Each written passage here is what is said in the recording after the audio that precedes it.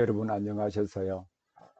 시가서 과목들을 지금 함께 공부를 하고 있습니다만은 우리 지난 시간부터 시편을 중점적으로 살펴보고 있습니다. 앞으로 한 몇 시간 동안 시편의 전체적인 서론뿐만 아니라 시편에 나타나는 중요한 시편들을 우리 차례차례 분석하면서 어떻게 해석하고 적용할 것인지를 살펴보도록 하겠습니다.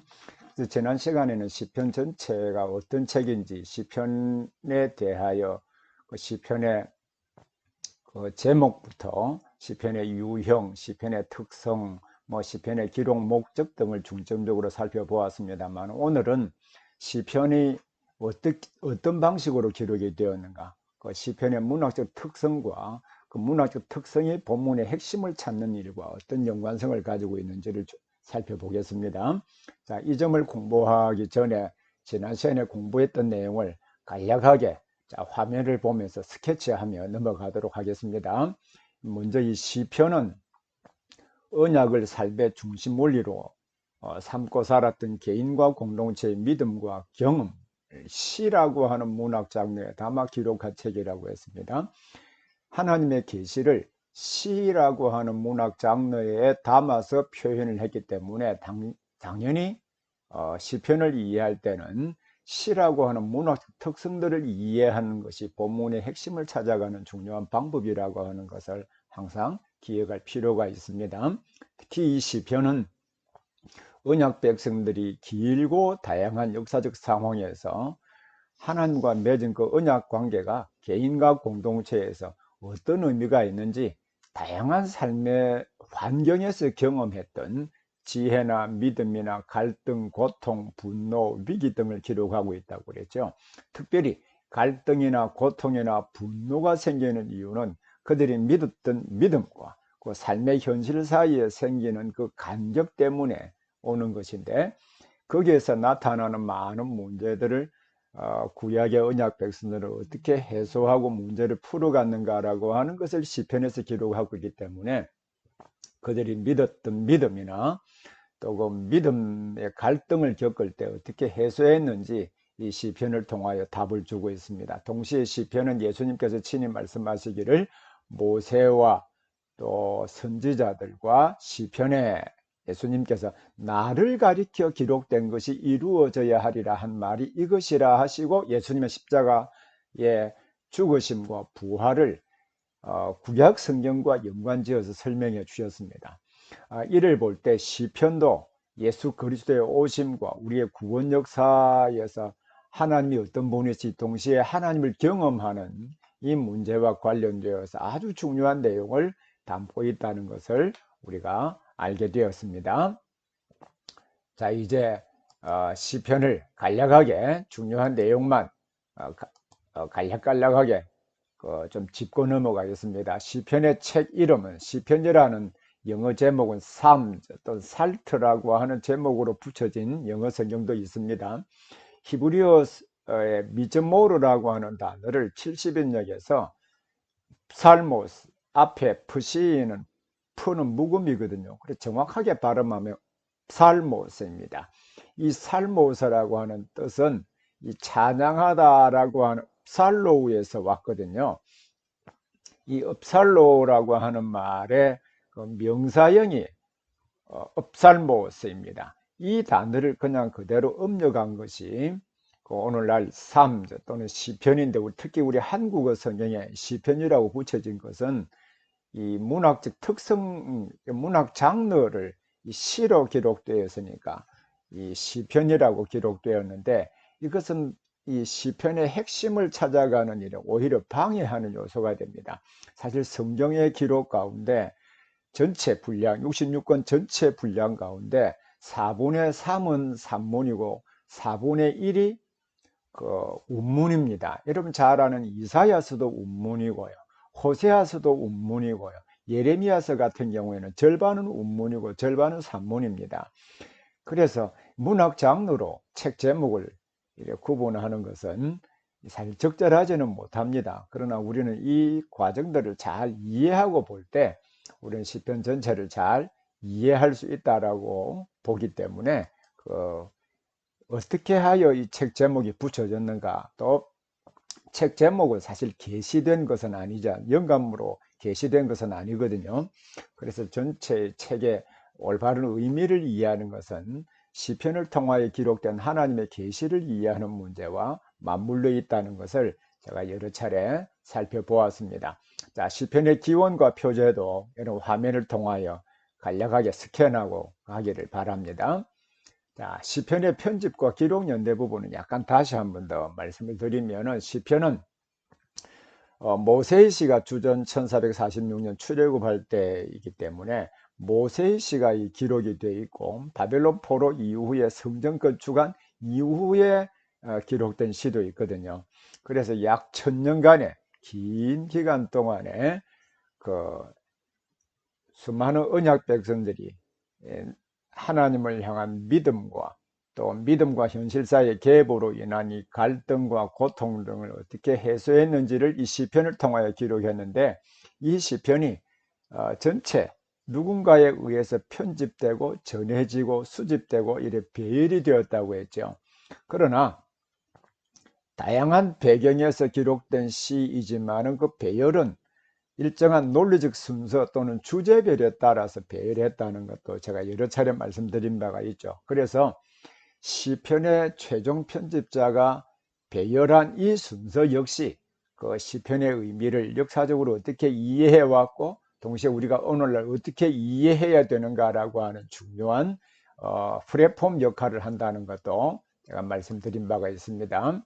자, 구속사에서 시편은 주전 1446년, 잘 아는 출애굽 연대죠. 모세 씨가 그 출애굽 연대를 전후해서 기록을 했겠죠. 그리고 바벨론 포로에서 고레스 칙령으로 돌아온 해가 주전 539년입니다.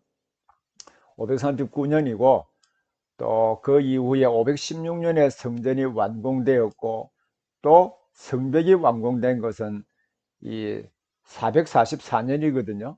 에스라가 돌아온 해가 458년이기 때문에 이 450년, 전체적으로 볼 때는 약 1000년간의 이스라엘 백성들의 믿음, 신앙의 내용들을 기록한 것이 시편이다라고 하는 것을 우리가 알 수 있습니다. 자, 시편의 편집과 기록 연대들도 여러분 스캔해서 지난번에 강의한 내용들을 다시 한번 확인해 볼 수 있기를 바랍니다. 특별히 시편의 편집과 기록 연대에 있어서 각 시편을 해석할 때 최종 편집자가 어떤 의도를 가지고 배열했는지를 잘 고려해 보아야 된다고 했죠. 그래서 시편의 그 전후 문맥, 시편이 한 편 한 편 개별 시편으로 되어 있지만 동시에 시편 전체는 한 주제와 비슷한 주제, 또 어떤 논리를 가지고 배열했기 때문에 어떤 한 시편을 올바르게 이해하기 위해서는 전후의 시편의 내용과도 밀접한 연관성을 가지고 있다는 것을 제가 여러 차례 말씀을 드렸습니다. 또 시편은 찬양시, 탄식시, 저주시, 감사시, 역사시 일정한 패턴이 있거든요. 그래서 시편이 어떤 유형의 시편인지를 이해하는 것도 시를 이해하는 중요한 방법이라고 했습니다. 우리 시편의 신학도 우리 지난번에 살펴보았으니까 자세히 한번 복습도 해보고 앞으로 강의를 또 볼 수 있기를 바랍니다. 자, 오늘은 이 시편의 이제 문학적 특성, 시편이 어떤 방식으로 기록이 되었는가, 시라고 하는 이 문학 장르로 하나님이 계시하셨다면 시의 특성들을 잘 이해를 해야 되거든요. 그래서 시의 특징을 이해하는 것은 시를 분석하는 방법, 다른 말로 하면 시를 올바르게 해석하고 핵심적인 개념을 찾아가는 이 경로와 밀접한 연관성을 가지고 있거든요. 시편은 모든 내용을 자세하게 설명하지 않습니다. 그래서 매우 간결하기 때문에, 간결한 대신에 그 의미가 우리 머릿속에 생생하게 이해가 될 수 있도록 기록을 했습니다. 그 이해시키는 중요한 장치 가운데 하나가 평행법이고요, 이미지입니다. 여러분 어머니 하면, 여러분 어머니 다 계시죠? 그러면 어머니 하면은 머릿속에 연상이 되듯이, 또 이스라엘 하면은 예루살렘 하면 예루살렘이 연상되듯이, 이 이미지는 어떤 개념이 머릿속에 연상되도록 하는 것입니다. 그리고 중요한 개념이 계속 이해될 수 있도록 동일한 단어를 반복해서 쓴다든지, 단어가 같은 의미이면서도 다르게 표현되는 게 있지 않습니까? 그래서 같은 개념을 다르게 표현하는 이 반복을 통하여 핵심적인 개념이 계속 머릿속에 잘 이해될 수 있도록 썼습니다. 그래서 시의 문학적 특성을 잘 이해하는 것은 그 시편의 핵심 개념을 찾는 일과 밀접한 연관성이 있다는 것을 이해하기를 바랍니다. 그러면 성경의 이 시편의 이제 문학적 특성들을 이해하기 전에 우리 성경의 기록 특성을 사전에 잠시 이해하면 좋겠습니다. 여러분, 성경이 원래 기록될 때는 모든 사람들이 다 이 성경을 가지고 읽을 수 있는 시대가 아니었습니다. 성경이 원래 기록될 때는 읽기 위한 책으로 기록된 책이 아니라, 이런 독자들이 읽기 위한 책으로 기록된 것이 아니라 어떤 한 사람이 읽고 그것을 들려주기 위한 목적으로 기록이 되었습니다. 그래서 그 내용을 잘 알아들을 수 있는 신호 기능이나 머리에 떠올릴 수 있는 이미지를 많이 사용을 했습니다. 이것은 구약이나 신약 전체도 마찬가지입니다. 근데 성경 이야기의 수많은 구조적인 장치나 수사적 기술은 이야기를 읽어주는 구어적인 요소를 반영합니다. 그래서 성경을 쭉 읽을 때 여러분 누군가에게 어떤 이야기를, 특별히 우리는 유치원 또는 어린이집에 다닐 때나 또 초등학교 다닐 때 이야기를 많이 듣잖아요. 그리고 TV 드라마를 볼 때 드라마 이야기를 머릿속에 쭉 그리면서 보지요.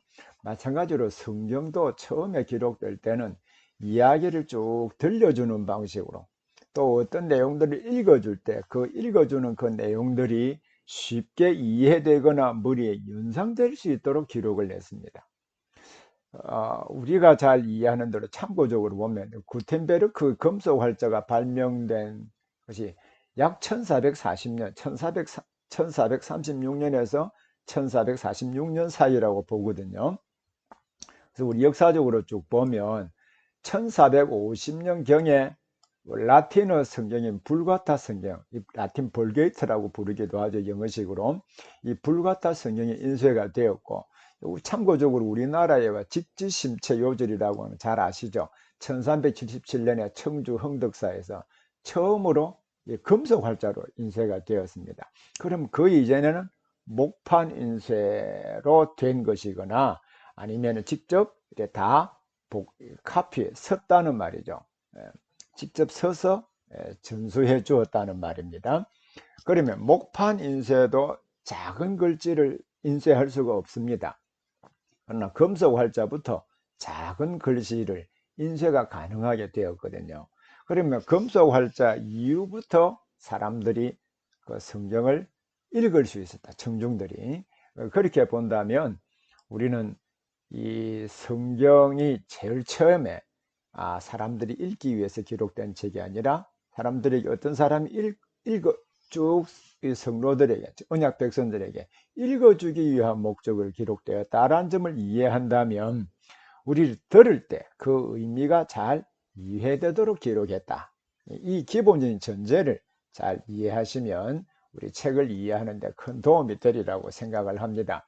이 구텐베르크 42행 성경이 42행이, 여기 행이 42행이라는 말입니다. 일반적으로 책이 42행이고 활자가 크고 할 때 책의 크기가 이만합니다. 도서관에 가서 또 박물관에 가서 예전에 인쇄된 책을 한번 보시면, 예전에 성경 구텐베르크의 42행 성경이 지금 여러 권 남아 있는데 이 전체에 보면 굉장히 큰 겁니다. 이 큰 책은 일반 우리 사람들이 읽을 수 없고, 어떤 한 사람이 읽고 또 그것을 설명해 주거나 쭉 읽어주는, 청중들은 그것을 듣기 위해서 기록된 것이다 라는 것을 알 수 있습니다. 자, 이 점을 이해한다면 우리 시편은 어떤 한 사람의 시편의 내용을 딱 이해하고 그것을 청중들에게 읽어줄 때 그 개념이 머릿속에 연상되도록 기록된 책이다. 이 점을 이해할 필요가 있습니다. 여러분, 중고등학교 다닐 때나 대학 다닐 때 혹시 시낭송회, 또 시낭송하면서 음악회 가보신 일이 있죠?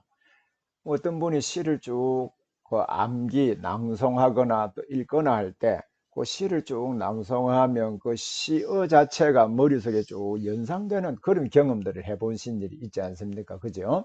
역시 시편도 읽을 때 그 중요한 개념이 머릿속에 연상되거나 그 개념이 잘 이해될 수 있도록 썼다라는 것을 알 수가 있습니다.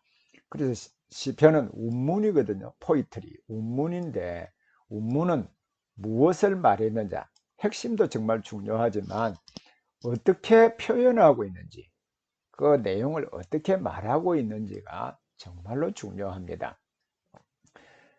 그래서 이 어떻게 말했는가, 어떻게 표현하고 있는가라고 하는 것은 또 다른 표현으로 하면 무엇을 말했는가, 핵심을 찾아가는 방법이라고 할 수 있습니다. 그래서 운문을 주의할 때 운문의 중요한 특징인 평행법, 이미지, 반복에 관심을 기울여서 보아야 됩니다. 자, 이 점을 우리가 하나씩 볼 테니까 자세히 보십시오. 여러분, 평행법이라고 할 때 성경에 가장 두드러지게 나타나는 문학적 장치입니다. 이것은 쉽게 말하면 같은 것을 다른 방식으로 표현하는 수사적 장치를 말합니다. 이 평행법을 제일 먼저 발견한 사람은 로버트 로스라고 하는 학자가 우가리 문서를 연구하는 가운데 밝혀낸 것입니다. 자, 이 로스가 어떻게 정의를 했냐면 그 시편의 내용들을 자세히 살펴보니까 한 절이나 행이 다른 절이나 행과 동일하거나 유사하거나 평행을 이루는 것이다 라고 했습니다. 그래서 문장 구성을 보니까 그 한 행이나 다른 절이 그 밑에 있는 행과 동일하거나 유사하다는 이것이 계속 반복되고 있다는 것을 발견했습니다. 그래서 그가 평행법이라고 붙였습니다만은 우리는 한국 문법에서 대구법과 매우 유사합니다.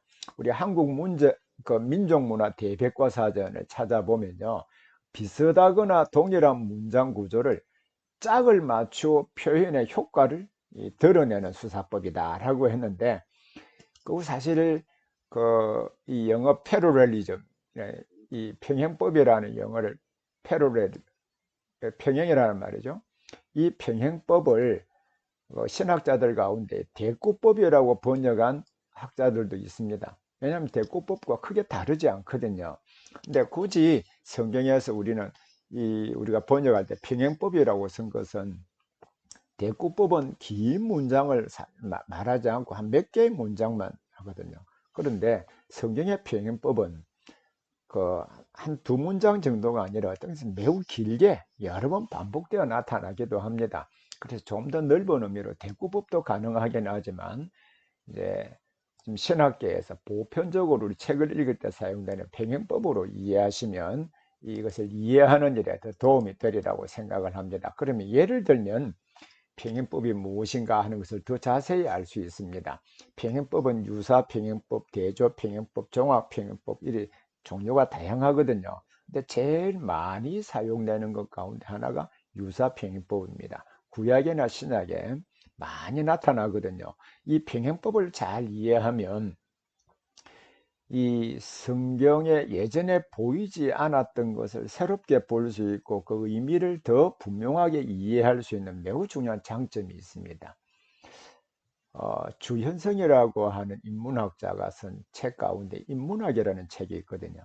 그 인문학 책의 서문에 쭉 보면 인문학이란 보이지 않는 것을 보게 만드는 힘이다 라고 했습니다. 그래서 인문이라고 하는 것은 인간이 살아가는 삶의 환경과 관련된 여러 문헌과 역사와 또 이런 예술 등을 연구하는 학문을 가리켜서 인문학이라고 하잖아요. 사실 인문학을 보면 그걸 이해하면 예전에 보이지 않았던 것이 싹 보이기 시작합니다. 마찬가지로 성경도 우리 평행법을 이해한다든지 성경의 기록 방식을 이해하면 예전에 성경을 읽어도 보이지 않았던 것들이 새롭게 보이기 시작을 해요. 그러면 본문의 의미가 다르게 색다르게 느껴질 뿐만 아니라 핵심적인 진리를 더 분명하게 머릿속에 이해할 수 있게 되는 것이죠. 그러면 제가 일부러 제가 구약 본문을 뒤에 나오긴 합니다만 먼저 이 평행법이라고 하는 것은 구약에만 사용되는 것이 아니라 구약 신약 성경에도 많이 활용되고 인용되고 있다는 것을 보여주기 위해서 의도적으로 신약 본문을 선택을 했습니다. 자, 우리가 잘 아는 믿음장으로 알려진 히브리서 11장 다 아시죠? 히브리서 11장 1절은 믿음은 그 간결하게 썼다기 때문에 믿음은 생략이 똑같은 형태죠. 믿음은 바라는 것들의 실상이요. 자, 보지 못하는 것들의 증거라. 자, 이 믿음의 네 가지 특성들을 잘 설명하고 있는데 평형을 이루고 있어요. 바라는 것들과 보지 못한다. 같은 표현이거든요. 같은 것을 다르게. 자, 믿음은 간절히 소망하는 것입니다. 그러나 그것이 보이지 않는다는 특징을 가지고 있죠. 그러면서 이 바라지만은 이 실상이라고 하는 말은 헬라어 말로 휘포스타시스, 휘포는 아래, 언더라는 뜻이거든요. 스타시스, 스탠드라는 말입니다. 아래에 선다는 말이거든요. 기초라는 말입니다. 그래서 믿음은 무엇인가? 우리 간절히 바라는 것들이 이루어질 것에 대하여 근거를 준다. 그래서 여러 번역 성경에서는 confidence라고 번역을 했습니다. 확신이라고 번역하기도 했고, 우리가 간절히 바라지만 눈에 보이지 않잖아요. 보이지 않지만 이것이 이루어질 것이라고 하는 중요한 근거를 주시고, 동시에 증거라고 하는 말은 헬라 말로 엘레코스라고 하는 말인데, 이 엘렌코스라는 말에서 엘렌틱스, 변정하게라고 하는 말이나 변정하게라고 하는 것은 우리가 믿는 기독교를 변호하기도 하고 기독교가 참된 종교라고 하는 것을 증명해 보이는 과목을 엘렌틱스라고 합니다. 변정하게라고 하는데, 보이지 않지만 믿음은 그것이 확실히 눈에 보일 수 있도록 하나님께서 증거를 주신다. 그게 믿음의 특징입니다. 그러면 실상과 증거가 같은 뜻을 다르게 좀 더 심화시켜서 표현한 것이죠. 바라지만 보이지 않는다. 역시 같은 의미를 다른 방식으로 표현을 하고 있습니다. 자, 그러면 또 하나 더 살펴보겠습니다. 자, 우리가 잘 아는 마태복음 7장 7절 8절에 보면 구하라, 찾으라, 문을 두드리라.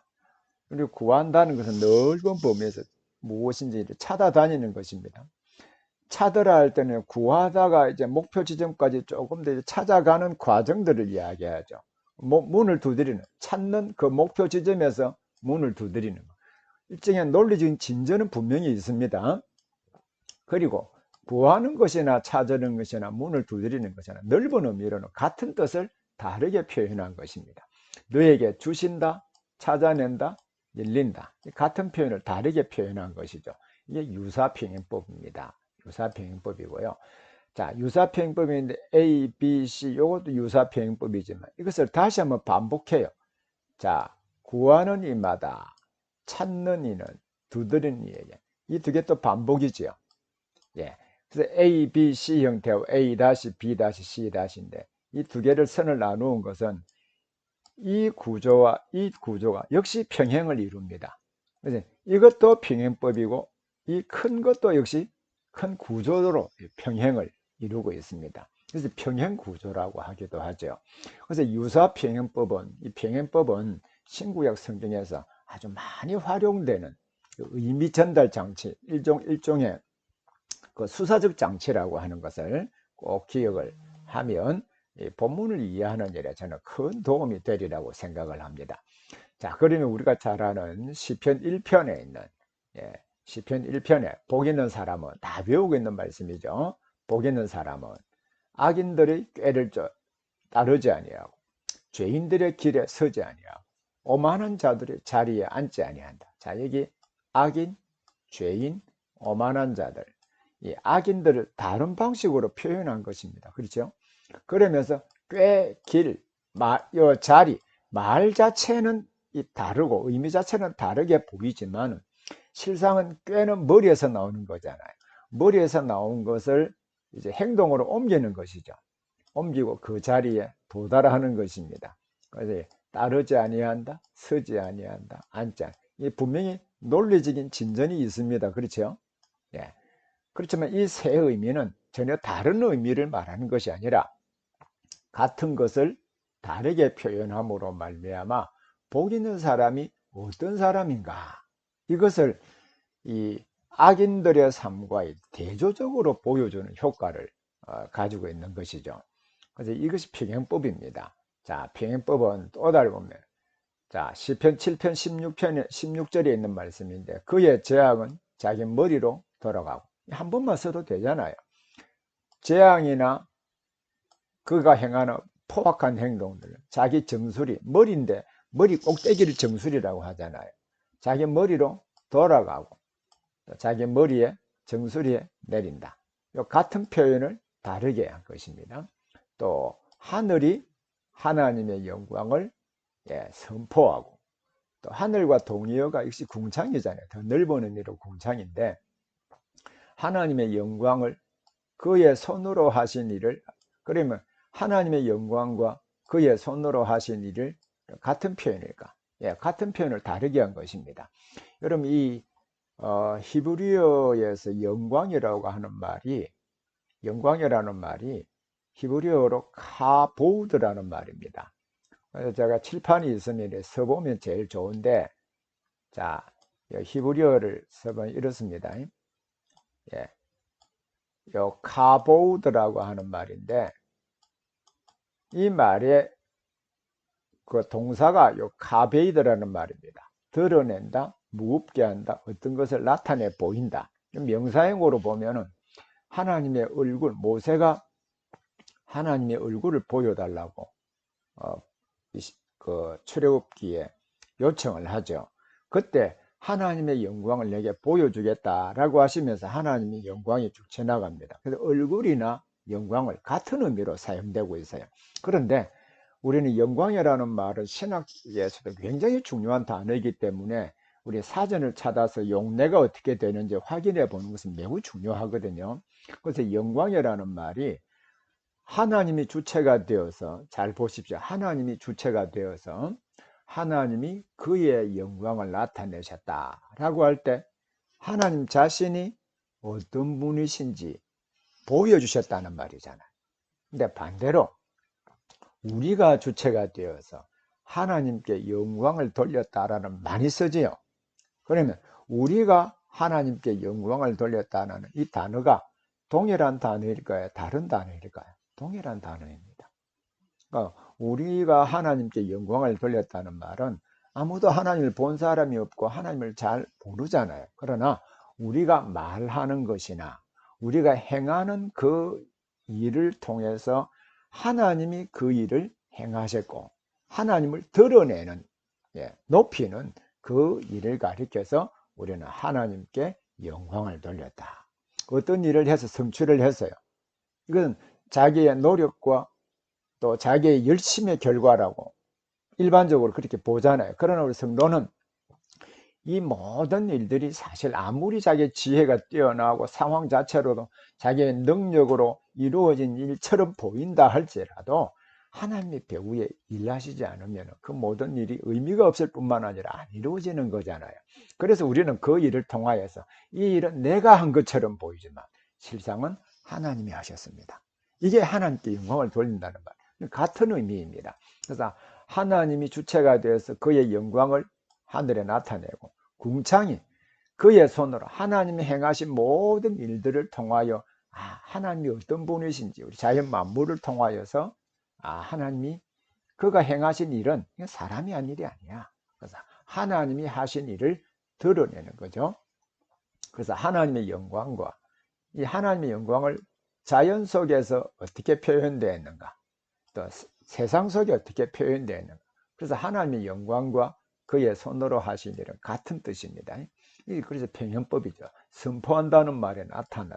그러면 여기까지 살펴보면 평행법이라고 하는 것은 그 의미를 더 분명하게 하고 구체화시키는 방법 가운데 하나가 평행법이다. 여러분 이것을 알 수 있겠지요. 자, 그리고 또 우리가 신약에 있는 예수님께 하신 말, 너희가 비판하는 그 비판으로 내가 비판을 받을 것이요. 자, 이 말과 같이 평행을 이루고 있는 이 말씀이죠. 너희가 헤아리는 그 헤아림으로 너희가 헤아림을 받을 것이라. 자, A. 예, 요거는 A-입니다. 그렇죠? 예, 이게 평형을 이룹니다. 자, 구하라. 그러면 너에게 주실 것이. 조금 전에 했죠. 찾아라. 그러면 찾을 것이요. 문을 두드리라. 그러면 열릴 것이니라. 이 모두 다 유사평행법입니다. 자, 이것 조금 전에 살펴본 것이기 때문에 넘어가고요. 자, 유사평행법에 조금 더 소는 그 임자를 압니다. 자, 나귀도 그 주인의 구유를 압니다. 두 개가 같은 뜻이죠. 자, 이 이미지를 가지고 소는 그 임자도 알고 또 나귀는 주인의 구유를 아는데 이스라엘은 무엇을 알지 못, 임자 하나님을 알지 못한다. 나의 백성은 그 하나님의 은혜 주심을 깨닫지 못한다. 같은 말을 다르게 표현한 것이죠. 같은 것을 다르게 표현하는 것입니다. 이게 유사평행법입니다. 참 대조평행법도 있거든요. 대조평행법은 무릇 의인들의 길은 여호와께서 인정하신다. 자, 반대로 악인들의 길은 망하리로다. 이 두 개는 서로 반대가 되는 것이죠. 자, 지혜로운 아들은 아비를 기쁘게 하거니와 자, 미련한 아들은 어미의 근심이니라. 성경에는 유사평행법도 많이 나오지만 의외로 대조평행법을 통하여서 그 의미를 선명하게 만드는 효과를 가져오기도 합니다. 자, 그리고 종합평행법인데 종합평행법도 여러분 잘 이해하면 성경을 읽을 때 새롭게 보이는 효과가 정말 많습니다. 자, 한번 보겠습니다. 오직 여호와 율법을 즐거워하여 자, 복이는 사람입니다. 그의 율법을 주야로 묵상하는 사람입니다. 자, 이 의미를 진술해 놓고 보완하는 것을 이미지로 표현하거든요. 그는 시냇가에 심은 나무가 철을 따라 열매를 맺으며 그 잎사귀가 마르지 아니함 같으니 그가 하는 모든 일이 다 형통하리로다. 이 진술을 좀 더 보완해서 그 개념을 선명하게 만드는 장치를 가지고 있죠. 그리고 새노래로 여호와께 찬송하라. 왜냐? 그는 기이한 일을 행하사 그의 오른손과 거룩한 팔로 자기를 위하여 구원을 베푸셨기 때문이다. 이게 이제 종합평행법입니다. 진술하고 보완, 진술하고 이유를 말하기도 하죠. 자, 이것도 있지만 진술하고 질문도 있습니다. 사망 중에서는 주를 기억한 일이 없습니다. 자, 사망과 서울은 같은 뜻이거든요. 그럼 서울에서 주께 감사할 자 누구겠습니까? 이 질문이죠. 기억은 없습니다. 질문. 또 청년이 무엇으로 그의 행실을 깨끗하게 하겠습니까? 질문. 주의 말씀만 지킬 따름이니이다. 대답입니다. 그래서 이런 방식으로 내용들이 이 내용을 읽으니까 내용이 머릿속에 정리가 될 뿐만 아니라 대조, 비교, 또 유사한 개념을 다르게 표현함으로 그 개념이 머릿속에 계속 인식이 되어가는 그런 느낌들을 받지 않습니까? 그래서 성경은 특히 이제 이미지나 특히 평행법이나 시로 된 하나님 말씀은 이 머릿속에 선명하게 그 개념이 논리로 이해되거나 그림으로 이해되도록 기록했다는 것을 알 수 있습니다. 그리고 시편의 문화적 특성 가운데 이제 본문의 핵심을 찾아가는 중요한 방법으로요. 이제 또 수미상관법, 인클루전이라고 하는데 인클루전은 봉투라고 하는 말이기도 합니다. 이런 봉투 안에 들은 내용들이 하나라는 말이거든요. 한 시나 한 시 전체나요. 또 시 가운데 몇 개 연으로 구성되잖아요. 연이 비슷하거나 같은 단어와 구로 시작하고 마치는 것을 말합니다. 예를 들면 시편 8편 그 1절하고 9절이 같습니다.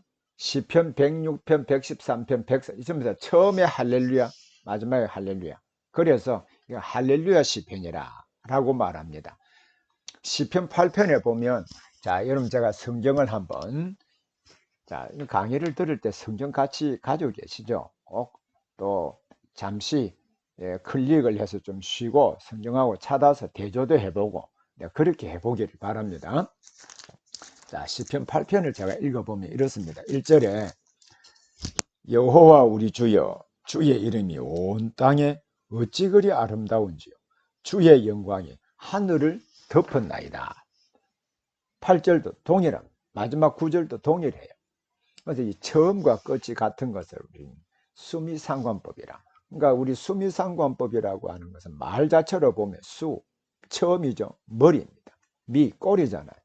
그래, 머리와 꼬리가 쌍관, 서로 마주보고 있다라는 말이거든요. 그래서 이 내용은 형태상으로 그렇게 번역을 한 것이죠. 근데 영어는 인클루전이라고 말하므로 내용적으로 번역을 했다는. 그래서 동양적인 개념은 주로 형식상으로 번역을 하고 서양은 그 내용을 중심으로 번역했다. 글을 읽어보면 이런 일을 참 많이 발견할 수 있습니다. 그래서 후렴, 후렴 부분은 이 39편 제가 하나씩 다 찾아서 확인을 해 보았거든요. 그래서 이 후렴 부분에 예를 들어서 이렇습니다. 그럼 시편 42편과 43편은 한 편이거든요. 그래서 내 영혼아 내가 어찌하여 낙심하며 어찌하여 내 속에서 불안해 하는가. 너는 하나님께 소망을 두라. 그가 나타나 도우심으로 말미암아 내가 여전히 찬송하리로다. 이게 시편 42편 43편에 딱 3번 나타납니다. 그 3번 나타나지만 연을 구분하는 장치이지만 핵심적인 개념을 전달하는 장치로 이 후렴구가 활용됩니다. 그럼 찬송가에 보면 후렴구 나오죠. 그 찬송가에 후렴이 나오면 그 후렴은 그 찬송의 핵심 개념을 반복해서 한다는 말이거든요. 그리고 시편 107편에 보면 쭉 상황에서 고통할 때 하나님께 부르짖습니다. 부르짖을 때 하나님께 구원해 주시거든요. 그 구원해 주신 그 일의 결과로 말미암아 여호와의 인자하심과 인생에게 행하신 기적으로 말미암아 그를 찬송할지로 반복으로 나오거든요. 이 후렴구는 그 시편의 핵심되는 주제를 전달하는 장치이기도 합니다. 그래서 이 후렴구를 잘 이해하는 것도 굉장히 중요하죠. 또는 주제어 또는 주도어라고 하는데 한 본문에서 현저하게 반복되는 단어, 계속 반복적으로 2번, 3번, 4번, 5번 나오는 게 있거든요. 그러면 그 개념을 전달하기 위해서 그 용어를 반복해서 쓰고 있다는 말입니다. 그래서 시편에는 주제어나 주도어를 반복해서 쭉 쓰고 있거든요. 그래서 이 시편에 나오는 주제어나 주도어를 잘 이해하는 것은 역시 그 시편의 핵심되는 개념을 찾아가는 중요한 방법이라고 하는 것을 이해하면 되겠습니다. 자, 다음에 시편이 조금 전에 평행법을 냈죠. 시편의 특성 가운데 크게 제가 말씀드렸는데 간결하다. 간결한 대신에 그 의미가 선명하게 이해가 돼야 되잖아요. 그러니까 기억하려고 하면 긴 내용을 기억할 수가 없습니다. 이야기는 긴 내용을 기억하는 것이 가능해요. 그러나 어떠한 개념은 긴 문장은 기억하기 어렵습니다. 그래서 간략하지만 이 평행법으로 쓴다든지 이미지로 쓴다든지 할 때 그 의미가 머릿속에 정리가 되고 개념이 머릿속에 그려지게 되죠. 그래서 이미지라고 하는 것은요, 문학적 이미지는 언어로 독자의 마음에 무엇인가 연상시키는 감각작용입니다. 그래서 히브리 시에서 이미지는 주로 비유적인 언어를 많이 사용을 하죠. 그래서 예를 들면 A는 B다. 이런 유형은 A는 B다. 이거는 은유법 메타포라고 하죠. A는 B와 같다. 이것은 이 직유법이라고 학교에서 은유법과 직유법은 많이 들었잖아요. 그죠? 근데 성경에 보면 은유, 직유 굉장히 많이 나옵니다. 직유도 많이 나오지만 은유가 어떤 의미에서 더 많이 나오죠. 그리고 제유법, 비유법 가운데 제유법인데 제유법이라고 하는 것은 어떤 전체, 부보를 통하여 전체를 표현하는 방식입니다. 예를 들면 나의 영혼이 주를 가까이 따르니 주의 오른손이 나를 붙드신다. 그러면 주의 오른손은 주님의 사실 하나님은 영이신데 몸이 있는 것은 아니잖아요. 그러나 우리가 알 수 있는 표현을 들어서 신체의 오른손 한쪽을 썼지만 실제로는 하나님이 가지신 그 전 능력을 가지고 우리를 붙드신다라고 하는 이 메타포이죠. 환유법이라고 하는 것은 메토님이라는 한 말은 주의 보좌는 이 속성을 통하여서 그 속성이 가지고 있는 참된 의미를 드러내는 장치입니다. 보좌는 왕이 하는 자리잖아요. 주의 날의 규는 왕이 가지고 있는 이 지휘권을 말하거든요.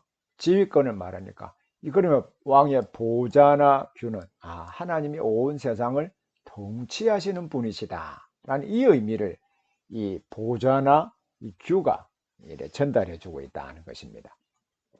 그래서 비유적 은혜의 특징은 그림이나 느낌으로 연상된다라고 하는 특징을 가지고 있습니다. 그래서 이미지는 의미를 복잡하게 만드는 것이 아니라 그 그림으로 연상을 시켜서 단순하게 만들죠. 그럼 이 이미지는 굉장히 중요합니다. 요한계시록은 상당 부분이 이미지로 기록되었잖아요. 그러나 그 이미지는 한 개념을 전달하기 위한 장치이지 그 이미지를 가지고 여러 개의 의미를 전달하는 그것은 하나님의 말씀과 관계가 없습니다. 그래서 본문을 성경 전체를 이미지를 사용한 내용들을 보면 그 이미지는 어떤 앞에 한 개념을 선명하고 분명하게 전달해주는 장치로 한 상징은 한 메시지만 전달하고 있는 거예요. 그래서 시편에도 이미지를 많이 우리 접하게 될 텐데 그 이미지는 핵심 개념을 전달하기 위한 중요한 장치다라고 하는 것을 기억하시면 되겠습니다. 자, 그리고 시편에 보면은 시의 구조와 아름다움을 알게 하여 기억의 효과를 높이기 위한 것이거든요. 그래서 다양한 수사적 기교 또 문학적 장치를 활용하는 것입니다. 그래서 시의 아름다움 또는 시의 구조를 이해한다라고 할 때 기억할 뿐만 아니라 의미를 정확하게 전달해주는 장치이거든요. 그래서 시의 의미를 잘 이해하게 하려는 것입니다. 바로 이 점은 시편의 해석 방법론과 맥을 같이 하기 때문에 여러분 시편의 문학적 장치는 반복해서 여러분 기억하고 또 공부해 볼 수 있기를 바랍니다. 자, 그러면 시편 구속사에서 하나님이 구원하시는 전 역사 속에서 역시 시편이 한 위치를 차지하고 있잖아요. 그래서 시편의 구속사에서 자, 출애굽한 모세시가 처음이잖아요. 자, 1446년부터 536년 고레스 칙령으로 바벨론 포로에서 돌아오죠. 바벨론 포로로 끌려간 해가 주전 586년입니다. 근데 시편을 보면 자, 다윗의 시가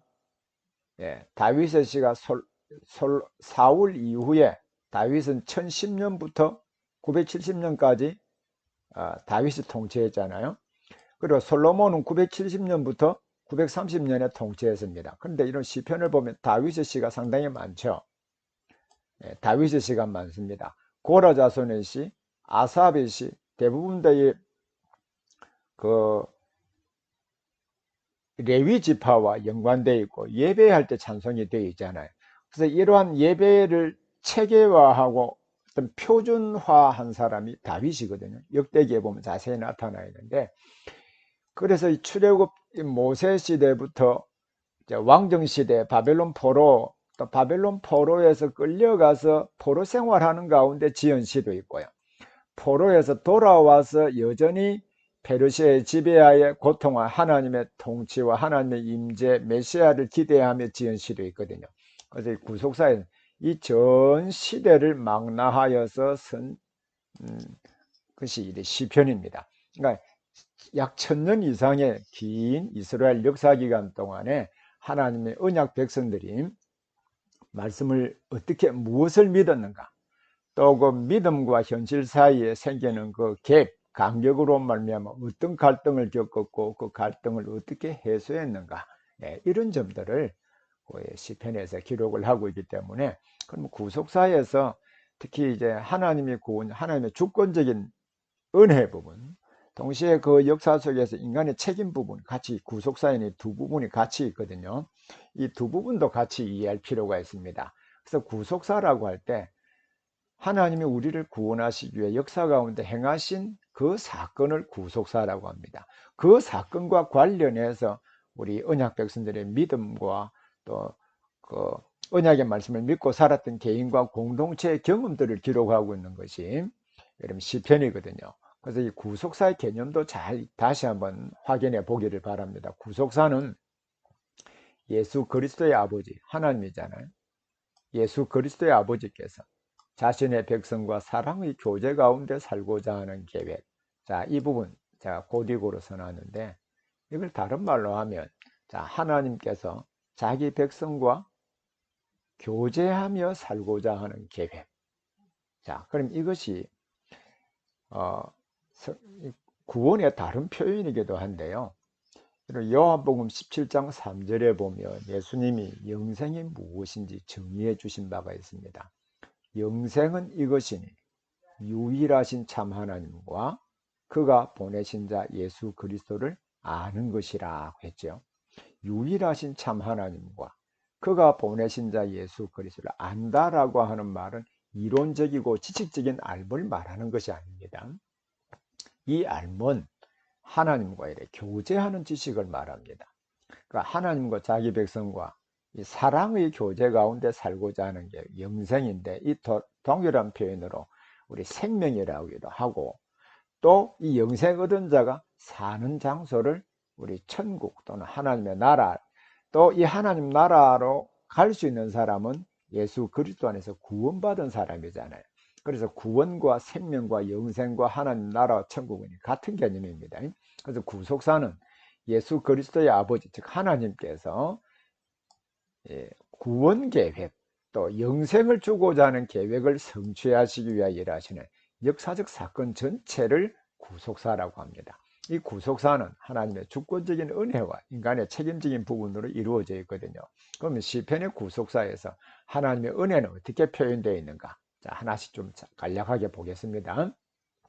이 구속사에서 하나님은 하나님이 맺으신 언약에 따라 자기 백성을 지키시고 보호하시고, 그리고 약속하신 메시아를 보내어서 완전한 구원을 이루어 주실 것을 이 시편 전체 계속해서 보여주고 있습니다. 근데 저자들이 하나님을 목자로 또는 아버지로 왕으로 이렇게 묘사를 했잖아요. 이것은 단순한 묘사이라기보다는 그가 정말 하나님의 목자처럼, 목자가 양들을 돌보듯이 자기 백성을 돌보신다. 또 아버지가 자기 자녀들을 돌보듯이 돌보신다. 또 좋은 왕으로 자기 백성을 잘 통치하듯이 통치하시는 분으로 경험했음을 의미하는 것이며, 하나님과 만나 교제했다는 말, 이런 표현이 나오는 것은 하나님이 전 역사 가운데 자기 백성과 만나시고 교제하시고 보호하시며 지키신다. 또 하나님의 은혜를 베푸시고 또 구할 때마다 들으신다는 것을 보여주시는 것이죠. 그리고 이 구속사에서 하나님은 역사의 영역에 들어오셔서 바로 이스라엘을 위해 행동하시는 분이다. 역사 시편을 쭉 보면 긴 역사 과정 속에 하나님이 자기 백성을 위해 과거에 행하신 구원과 사랑의 행동을 반복하여 언급하는 것은 하나님은 과거 한 역사만이 아니라 지금도 역사하실 것이고 앞으로도 계속해서 함께 하실 것이라. 이것을 이제 이 역사 시편을 통하여서 계속 재생시키면서 과거에 말씀하신 하나님 지금도 말씀하신다. 그것을 이 시편에서 계속 반복해서 설명을 하고 있습니다. 자, 이뿐만 아니라요. 이제 언약 백성의 책임 부분. 자, 구속사에서 언약 백성은 저절로 하나님의 은혜를 누리는 것은 아닙니다. 언약 백성은 특별한 위치와 책임이 있거든요. 그들은 하나님이 창조하는 세상을 올바르게 다스리는 권세를 받았습니다. 그리고 그리스도 안에서 구속받은 이 성도들도 하나님의 구원 역사는 주님이 재림하실 때까지 계속되거든요. 이 구속사의 이 진정 과정에서 하나님이 창조하신 피조물을 온전하게 다스리는 존재로, 하나님의 형상 가운데 하나님과 교제하는 존재고, 사람을 사랑하고 협력하여 하나님 뜻을 이루는 존재고, 하나님이 만드신 모든 자연세계를 잘 관리하는 존재라고 했잖아요. 그래서 시편에는 언약 백성으로서 이 세상을 하나님의 말씀에 따라 올바르게 통치하고, 또 사도 베드로가 구약의 출애굽기 19장에 왜 언약을 맺을 때 우리를 제사장 나라로 삼는다라고 하는 이 표현을 너희를 왕 같은 제사장이라고 해석해서 설명하고 있는 부분이 있죠. 이것은 우리는 제사장이라는 것은 하나님과 인간 사이의 중보자 역할을 하는 게 제사장이거든요. 근데 왕 같으니까 하나님과 인간 사이의 중보자 역할을 하지만 동시에 그 왕이신 하나님의 통치권을 이 땅에 나타내 보이는 자로 묘사하고 설명하고 있는 것입니다. 이런 위치를 보여주고 있는가 하면 구속사에서 언약 백성은 율법을 지켜야 될 의무와 특권이 있음을 강조합니다. 율법은 우리에게 무거운 짐으로 준 것이 아니고요. 율법은 구속받은 백성들에게 하나님과 교제하는 장치일 뿐만 아니라 동시에 이 법을 지켜 행함으로 말미암아 이 땅을 어떤 나라로 어떻게 바꾸어 가야 될 것인가 중요한 통치 규범을 주신 것이라고 할 수 있거든요. 근데 율법을 지키지 않았기 때문에 때로는 하나님이 징계하시기도 해요. 그래서 이 시편에 보면 이 율법을 지켜야 될 의무 또 율법을 지켜야 됨으로 말미암아 받게 될 은혜들을 계속 강조하는 이유는 율법이 성도들에게 무거운 짐이 아니라 하나님과 교제하는 장치일 뿐만 아니라 이 땅에 하나님의 뜻을 나타내는 중요한 방편임을 계속해서 설명하기 위함입니다. 그래서 이 시편에는 율법은 이 언약 백성이 당연히 이행해야 될 책임을 표현하는데 그럼 징계는 무엇인가? 이 책임을 이행하지 못할 때 하나님이 그들을 징계하기 위하여 여러 가지 수단들을 사용하시는 것으로 나타나고 있거든요. 그래서 이 시편을 이해할 때 율법도 시편을 이해하는 데 매우 중요한 요소가 됩니다. 그리고 언약 백성은 죄가 없어도 여러 가지 시험과 고통을 당할 수도 있지만 또 죄를 지어도 죄를 지었을 때 하나님이 징계하시고 또 그로 말미암아 성도들을 힘들게 하고 고통스럽게 하여 죄를 깨닫게 하고 회개하는 방편으로 쓰시기도 하지요. 그러나 죄를 지었든 또 죄를 짓지 않았든 어떤 고통에 있었든지 어떤 문제를 만나도 기도함으로 문제가 해소된다고 하는 것을 시편 전편의 이야기를 하고 있거든요. 그래서 언약 백성은 어떤 문제를 만난다 할지라도 항상 기도해야 함을 말합니다. 그 기도의 근거는 하나님과 그의 언약을 믿는 믿음에서 나오는 행동이거든요. 그래서 시편의 구속사적인 의미로 언약 백성은 특별한 제사장 나라로서 온 세상을 말씀으로 바르게 통치해야 될 책임이 있는 반면에 동시에 율법을 지켜 행함으로 언약 백성들의 특징들을 드러낼 때 그것이 가능하다. 그리고 때로는 죄를 짓지 않아도 당하는 고통이 있고 죄를 지어서 하나님의 징계로 말미암아 당하는 고통이 있을 수 있고 또 다양한 문제를 만날 때 역시 언약의 말씀을 믿고 기도해야 될 책임, 기도할 때 문제를 해소할 수 있다라고 하는 것을 구약 성도들의 경험을 통하여서 알려주고 있습니다. 이제 언약의 말씀에는 항상 무조건적인 성격의 언약과 조건적인 성격의 언약이 있습니다. 무조건적인 성격이라는 것은 하나님이 그를 선택하셨다라고 한다면 끝까지 완전한 구원을 이루기까지 지키시고 보호한다는 말입니다. 그러나 구원받은 백성이라 할지라도 언약의 말씀을 지키지 않으면 언약 속에 명시된 복을 다 누리지 못해요. 그래서 하나님께서 만일 죄를 범하면 사람의 매와 인생의 채찍으로 징계하신다라고 하는 부분은 조건적입니다. 그래서 언약 속에 내포된 복을 누리는 방법으로 언약의 말씀을 지켜 행하는 것이거든요. 그래서 구원을 얻는 문제와 구원을 경험하는 문제를 이 무조건적인 성격의 언약과 조건적인 성격의 언약을 잘 이해할 때 시편의 율법의 의미뿐만 아니라 시편 전체를 이해할 때 왜 하나님의 백성들이 율법을 지켜야 되는가? 또 왜 하나님의 백성들이 죄를 지었을 때 하나님 고통하게 하고 징계하시는가? 그 문제를 해결할 수 있거든요. 우리가 죄를 지음으로 한번 실족할 수도 있고요. 그것 때문에 고통할 수도 있습니다. 그러나 우리의 구원은 흔들리지 않습니다. 이 점은 무조건적인 성격의 언약입니다. 그러나 이 죄를 지음으로 말미암아 이래 고통을 당하고 징계를 받지 않아요. 이것은 조건적인 성격의 언약이 우리에게 적용되고 있기 때문입니다. 이 점을 잘 이해할 때 우리 시편 전체를 또 올바르게 이해하는 열쇠 역할을 하기도 하거든요. 자, 그러면 시편 해석의 원리를 전체적으로 정리하면 이렇습니다.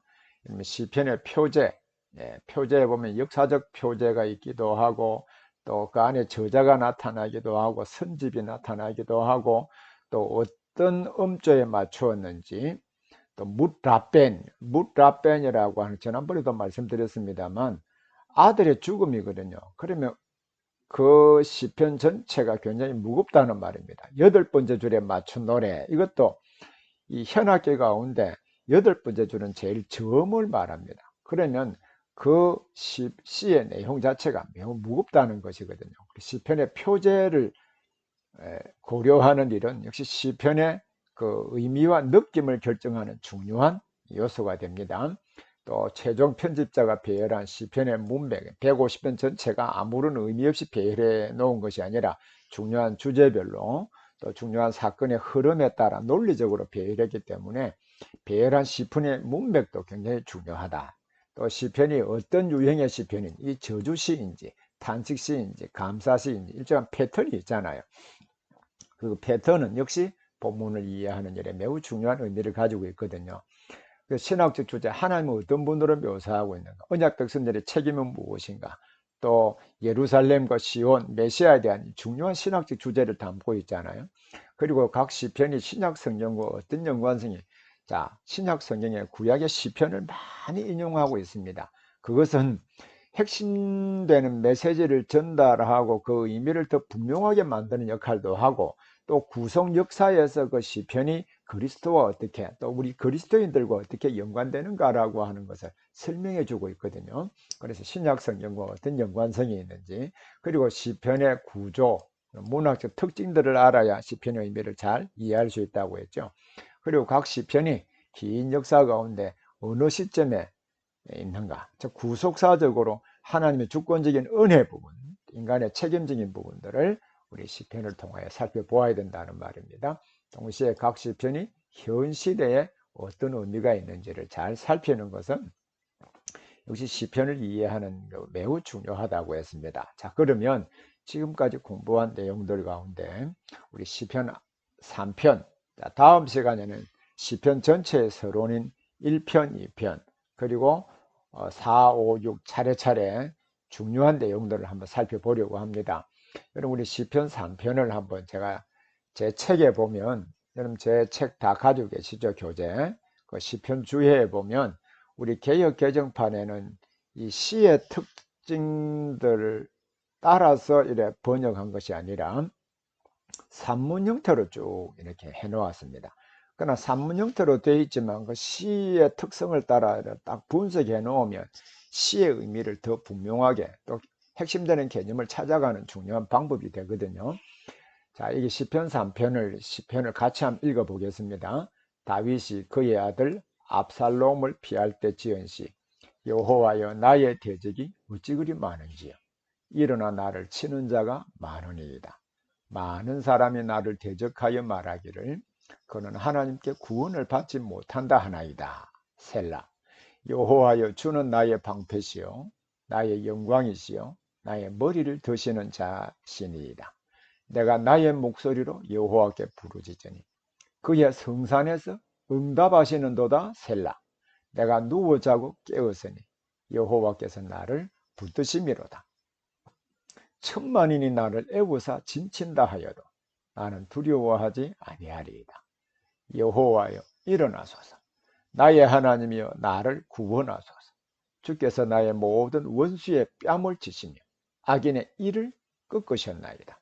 구원은 여호와께 있사오니 주의 복을 주의 백성에게 내리소서. 셀라. 자, 여기에 보면 자, 주위에서 자, 여호와여라는 이름을 각 연의 처음에 부르고 있죠.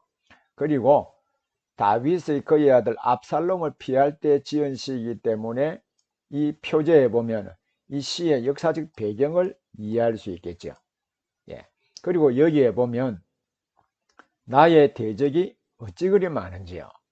일어나 나를 치는 자가 많습니다라고 하고 결과를 이야기하잖아요. 종합표현법입니다. 많은 사람이 나를 대적하여 말하기를 이렇게 말합니다. 결과를 역시 종합표현법으로 기록을 하고 있습니다. 그는 하나님께 구원을 받지 못한다 하나이다. 셀라, 셀라 이 세 번 나오죠. 이 셀라가 어떤 역할을 하는지도 좀 주의 깊게 볼 필요가 있습니다. 조금 기다려 보십시오. 그리고 여호와여, 주는 나의 방패시요 나의 영광이시요 나의 머리를 드시는 자이시다. 이 다 동일한 표현을 다르게 표현한 유사 표현법입니다. 내가 나의 목소리로 여호와께 부르짖으니 결과 그의 성산에서 응답하시는도다. 결과죠. 예, 우리 종합표현법 할 때 왜 진술, 결과 했잖아요. 진술, 이유, 또 예, 다음 내가 누워 자고 깨어서니 여호와께서 나를 붙드신다. 자, 누워 자고 깬다라는 이 관용어거든요. 일상생활을 그냥 그대로 한답니다. 계속해서 하는데 여호와께서 나를 계속 붙들어 주신다. 또 천만인이 나를 애워사 진친다 할지라도, 자, 적들이 이런 완전히 애워산다 할지라도 나는 두려워해. 그러면 5절과 6절 말씀은 서로 같은 개념을 다르게 이미지로 표현하기도 하지만 같은 개념을 다르게 평행법으로 기술을 하고 있다는 것을 알 수 있겠죠. 그리고 여호와 일어나소서, 또 나의 하나님이 같은 표현이죠. 나를 구원하소서. 일어나신다는 말이나 하나님이 행동하시면서 구원해 달라는 말, 같은 표현을 썼습니다. 주께서 나의 모든 원수의 뺨이라고 되어 있지만 사실 원문은 턱입니다. 턱이고 악인의 이를 꺾으셨다. 우리 치아 아시죠? 근데 여기에 뺨이나 이라고 하는 말이 이미지 언어입니다. 사나운 맹수의 턱과 맹수의 이를 꺾었다. 이 말. 악인들이 마치 맹수처럼 그를 덤비는데 하나님이 그를 치셨다. 그래서 구원은 여호와께서 하오니 주의 복은 주의 백성에게 내리소서 셀라. 자, 이 내용들을 염두에 두시고 이 시편의 문화적 특징을 한번 보겠습니다. 이 시의 역사적 배경은, 자, 조금 전에 역사적 배경을 볼 때 압살롬을 피할 때 지은 시라고 했죠. 자, 그러면 압살롬과 관련된 내용들이 기록된 그 역사적 본문은 사무엘하 15장부터 18장입니다. 역사서에는 이때 겪었던 다윗의 개인적인 감정과 믿음을 사무엘하 15장부터 18장에는 설명하지 않습니다. 그러나 이 시에서 그는 어떤 고통과 감정을 느꼈고 이 문제를 어떻게 풀었는지를 바로 이 시편을 통하여 설명을 하고 있거든요. 그리고 이 시에서는 다윗이 고통을 당하는 이유를 설명하지 않습니다. 배경을 기록하고 있는 사무엘서는 이 다윗이 압살롬에게 배반당하고 고통당하는 이유는 바로 다윗의 죄 때문이다 라고 하는 것을 사무엘하 15장부터 18장에는 기록을 하고 있습니다. 그렇다고 한다면 다윗이 지금 당하는 고통의 원인이 무엇인지도 알 수 있잖아요. 그리고 여호와라고 하는 이름 1절, 3절, 7절에 부르는데 자신의 고통과 믿음과 기도를 여호와로 부르면서 하나씩 설명을 하고 있습니다. 이것은 이를 통하여서 연을 구분하는 지시어로 활용을 하고 있다는 것을 알 수 있습니다. 그래서 이 시는 세계 연으로, 자, 여호와여라고 부르면서 세계 연으로 부르고 있는데, 자, 이 세계 연을 우리가 하나씩 좀 보도록 하겠습니다. 책하고 같이 보십시오.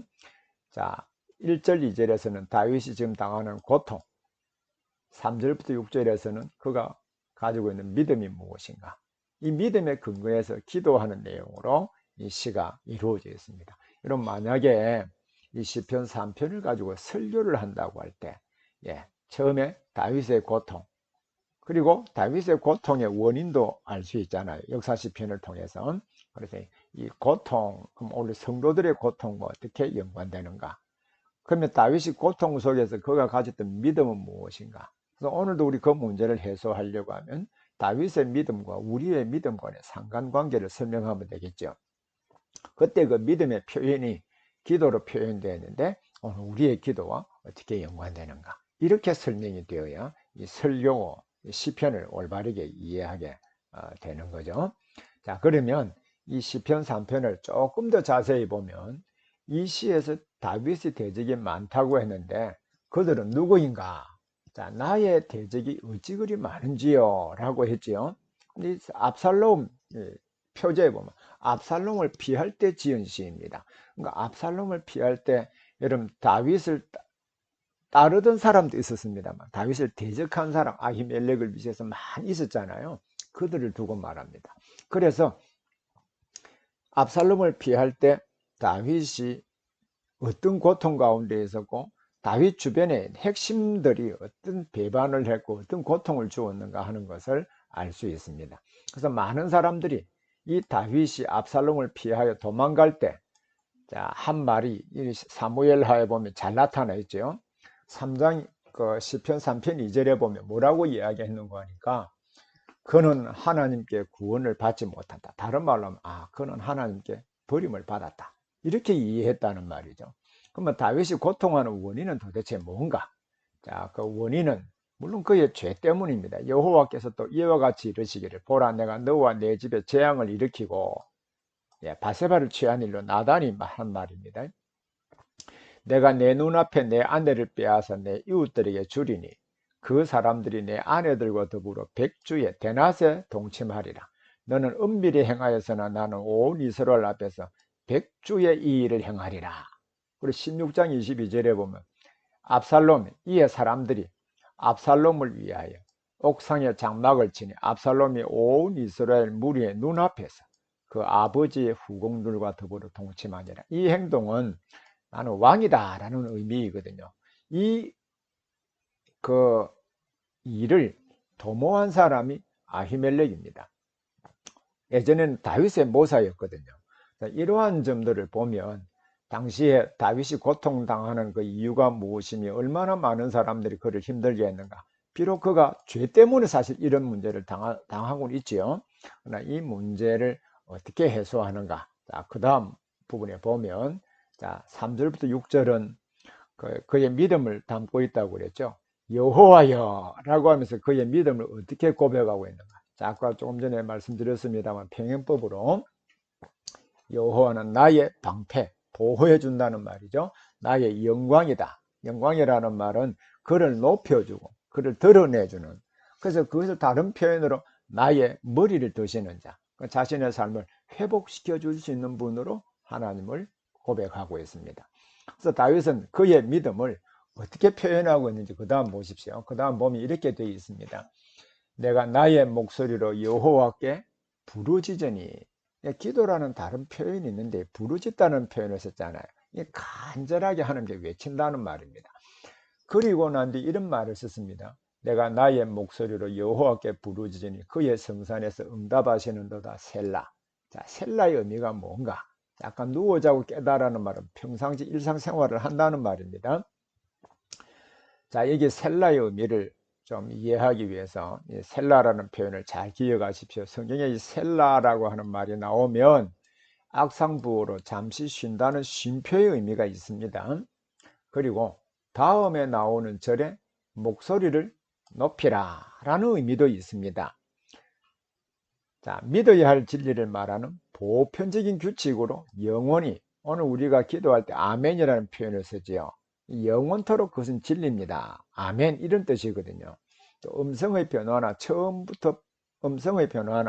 처음부터 반복하여 라는 의미를 가지고 있습니다. 자, 그러면 이 시편에 3개의 셀라가 있었다고 그랬잖아요. 자, 돌아와서 이 시편에 3개의 셀라가 있었다고 그랬는데, 자, 이 셀라는 어떤 의미일까요? 자, 많은 사람이 나를 대적하여 말하기를 그는 하나님께 구원을 받지 못한다, 즉 하나님께 버림받았다, 그렇게 말할 때 이 다음 부분을 높이라 라는 말. 여호와는, 사람들은 그렇게 말하도 주는 나의 방패고 나의 영광이고 나의 머리를 드십니다. 다음 부분을 높이십시오 라는 의미겠죠. 자, 두 번째 셀라는 무슨 의미일까요? 나의 목소리로 여호와께 부르짖으니 그의 성산 거룩한 산, 예루살렘, 하나님 여호와 법궤가 있는 그 산에서, 즉 하나님이 응답하신다. 이것은 보편적인 진리이죠. 보편적인 진리입니다. 이것은 아멘, forever 뜻입니다. 그리고 세 번째 셀라, 구원은 여호와께 있사오니 주의 복을 주의 백성에게 내려. 이게 보편적인 진리잖아요. 구원은 여호와께 있죠. 그리고 여호와께서 자기 백성에게 복을 내리십니다. 이 보편적인 진리입니다. 그래서 이 셀라가 어떤 의미인가? 셀라의 위치에 따라서 연을 구분하는 장치가 되기도 하지요. 다윗이 믿었던 믿음의 핵심이고 보편적인 규칙은 방패가 되신다. 그의 영광이 되신다. 그의 머리를 드신다. 이런 방식으로 표현을 했습니다. 자, 셀라의 의미도 잘 기억하시고요. 마지막 세 번째, 그 믿음에 근거해서 일어나소서, 이 말은 구원해 달라는 말입니다. 자, 그리고 3장 7절에 원수의 뺨과 악인의 이가 보여주는 이미지 언어로 썼다 그랬는데 보시죠. 여호와 일어나소서, 나를 구원하소서. 같은 의미거든요. 뺨과 이, 나의 모든 원수나 악인의나 같은 표현이죠. 예, 이게 뺨이나 이는 사나운 짐승의 그 턱과 그 사람을 물고 떠는 이를 의미하거든요. 하나님 이것을 꺾으셨다는 말입니다. 이미지로 생생하게 보이잖아요. 그리고 구원은 여호와께 사오니 주의 복을 주의 백성에게 내리십시오. 셀라. 이는 역시 forever, 아멘이라는 뜻입니다. 자, 이러한 의미를 이해할 때 구원이 여호와겠다고 말하며 왜 주의 복을 주의 백성에게 내려주실 것을 구하는가? 예, 그 이유는 여러분 책에 보면 자세하게 제가 설명을 했는데 여러분 책을 또 자세하게 한번 읽어 보시기를 바랍니다. 하나님의 언약의 말씀에 따라 당신의 백성을 지키시고 보호해 주실 것이라고 약속하셨거든요. 그래서 이 믿음과 기도, 또 믿음의 내용에는 하나님과 맺은 언약의 말씀이 기초적인 토대를 이루고 있다. 이것을 알 수 있습니다. 그래서 우리 시편 전체 역사적 그 사건이 기록된 역사적 본문과 그리고 그 당시에는 그 감정과 개인이 느끼는 그 고통들을 다 설명하지는 않잖아요. 그러나 시편을 통해서 그 두 개가 입체적으로 볼 수 있는 장점이 있습니다. 그래서 시편을 이해할 때 시편이 어떤 책인가, 어떤 유형인가, 뭐 표제, 또 문학적 구조, 이러한 모든 부분들이 역시 시편을 이해하는 일과 맞물려 있다는 것을 알 수 있습니다. 그래서 이 시편을 다시 한번 최종적으로 딱 정리하면 이렇습니다. 자, 시편은 언약 백성의 믿음과 삶과 갈등 등을 시라고 하는 문학 장르에 담아서 기록된 책이기 때문에 이 시의 특성들을 잘 이해해야 된다. 근데 시편이 어떻게 형성되었고, 시편이 형성된 역사적 배경이라든지 또 선집이라든지 또 저자가 누구인지 밝히고 있지 않습니까? 그리고 시편이 어떻게 형성되었고 어떤 유형과 어떤 특징, 문학적 특징이 있는지를 잘 알아야 시편을 바르게 알 수 있습니다.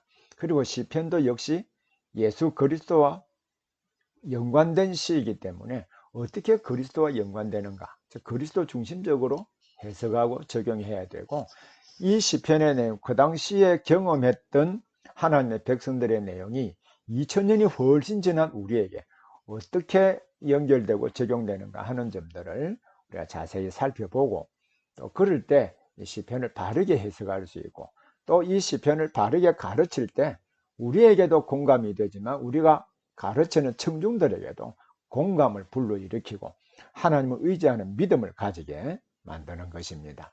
그래서 시편은 우리 긴 이 언약 백성들의 역사, 1000년 이상의 역사 속에서 그들이 가졌던 그 믿음, 또 믿음과 현실 사이에 생기는 그 개입으로 인한 갈등들, 고통, 또 그러한 모든 문제를 어떻게 해소하고 풀었는지를 보여주는 내용이기 때문에 오늘 우리 성도들에게 매우 유익한 통찰력을 많이 준다고 할 수 있습니다. 자, 오늘은 시편 서론 부분을 중점적으로 살펴보았습니다만, 우리 다음 시간에는 시편의 이 기본적인 그 서론에 근거해서 시편의 뭐 신학이라든지 구속사적인 의미라든지 이런 부분을 포함하고, 동시에 문학적 특성들이 각 시편에 어떻게 표현되고, 또 문학적 특성들이 그 시편의 본문들을 이해하는 일과 어떻게 연관성을 가지는지, 다른 말로 하면 어떻게 시편을 분석하고 해석하고 적용할 수 있는지를 또 다음 시간부터 한 몇 시간에 걸쳐서 우리 살펴보도록 하겠습니다. 여러분 오늘 공부하시느라고 수고하셨습니다.